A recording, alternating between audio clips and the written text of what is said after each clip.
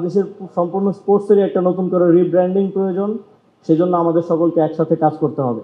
অলিতে গলিতে ক্রিকেট খেলা কোনো একজন বাচ্চাকেও আসলে ভবিষ্যতের স্বপ্ন দেখাতে পারবো। বিসিবির সহায়তা নিয়ে 100টা স্কুলের মাঠে আমরা সিনথেটিক পিচ স্থাপন করে দেব। যারা বাংলাদেশের ক্রিকেট নিয়ে ভাবেন, কথা বলেন, লিখেন, তারা আসলে কি বলছেন, কি লিখছেন, তো অনেকগুলো হতাশার গল্প সেখানে আমি দেখলাম। যে অনেকে যারা ক্রিকেট নিয়ে বিশ্লেষণ করেন, ভাবেন, কথা বলেন, হতাশার গল্প দেখলাম। তবে স্ট্যাটিস্টিক্স ঘাটতে গিয়ে আরেকটা জিনিস খেয়াল করলাম, শুধু হতাশা না, আমাদের আশার বাণীও আছে। আমরা যদি আমাদের তো 25 বছর হলো টেস্ট ক্রিকেটে, আমরা যদি যাদের 100 বছর হয়েছে, 60 বছর হয়েছে, তাদের সাথে তুলনা করি, তাহলে মনে হবে যে স্ট্যাটিস্টিক্স ওয়াইজ আমরা অনেক পিছনে। কিন্তু আমরা যদি দেখি যে যারা এই টেস্ট মর্যাদা পেয়েছে তাদের প্রথম 25 বছরের পারফরমেন্স কেমন ছিল, সেই স্ট্যাটিস্টিক্সে কিন্তু বাংলাদেশ পৃথিবীতে চতুর্থ। এবং গোয়িং ফরওয়ার্ড আমি বিশ্বাস করি আগামীর দিনগুলোতে আমাদের সম্ভাবনা আছে, সুযোগ আছে, এই স্ট্যাটিস্টিক্সটা আরও বেটার হবে। আমরা পেছনের দিকে না তাকিয়ে সামনের দিনকে আরও গৌরবোজ্জ্বল, আরও সম্মানিত করার জন্য আমাদের পক্ষ থেকে যতটুকু এফোর্ট দেওয়ার, যতটুকু কাজ করার সুযোগ আছে, সেই সর্বোচ্চটুকু দায়িত্ব পালন করতে চাই অ্যালং উইথ বিসিবি।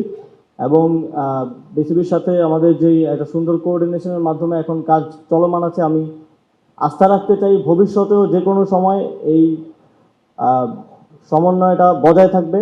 কারণ মন্ত্রণালয়, তারপর ক্রিকেটীয় সংস্থা হিসেবে বিসিবি, এবং যে কোনো স্পোর্টসের ক্ষেত্রে সেই স্পোর্টসের দায়িত্বশীল ফেডারেশনের সাথে মন্ত্রণালয়ের কোঅর্ডিনেশন না হলে খেলার কী অবস্থা হয় সেটা আমরা দেখেছি।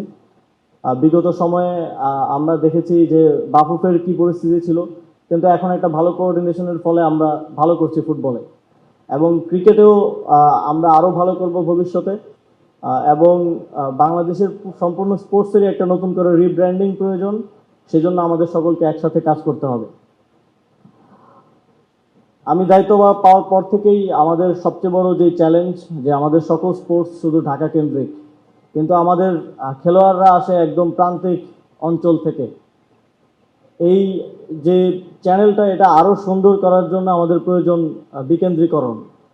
তবে যখন প্রথম ক্রিকেট বোর্ডে পরিবর্তনটা হয় অন্তর্বর্তীকালীন সরকার দায়িত্ব গ্রহণ করার পর, তখন আমি দুইটা জিনিস চেয়েছিলাম, এর মধ্যে একটা ছিল বিকেন্দ্রীকরণ।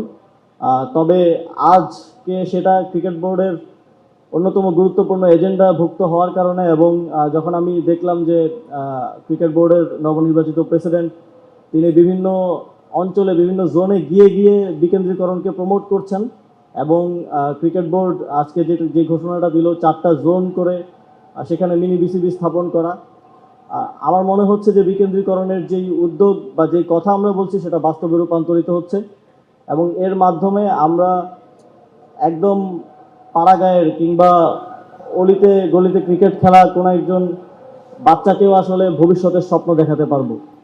তাকেও আমরা এই বিশ্বাসটা দিতে পারবো যে সে যদি ভালো করে, তার মধ্যে যদি ট্যালেন্ট থাকে, সঠিক পরিচর্যার মাধ্যমে তাকে আমরা বাংলাদেশ দলে খেলার সুযোগ করে দিতে পারবো। বিকেন্দ্রীকরণের অংশ হিসেবে আমরা মন্ত্রণালয়ের পক্ষ থেকে একটা ঘোষণা আজকে দিতে চাই। আমরা ইনফ্রাস্ট্রাকচারাল ডেভেলপমেন্টের জায়গা থেকে আমাদের, আপনারা জানেন স্কুল ক্রিকেট, অনেকগুলো স্কুল ক্রিকেটে ভালো করে, আমরা সেই জায়গা থেকে একটা অ্যাসেসমেন্ট করে বিসিবির সহায়তা নিয়ে 100টা স্কুলের মাঠে আমরা সিনথেটিক পিচ স্থাপন করে দেব। আমরা শুধু আমাদের ইনফ্রাস্ট্রাকচারের মধ্যে সীমাবদ্ধ থাকতে চাই না, আমরা চাই যারা স্কুলে ক্রিকেট খেলে, রেগুলার খেলে, তারাও যাতে একটা ভালো ইনফ্রাস্ট্রাকচার পায়, তারাও যাতে একটা ভালো পরিচর্যা পায়, সেটা আমরা নিশ্চিত করতে চাই।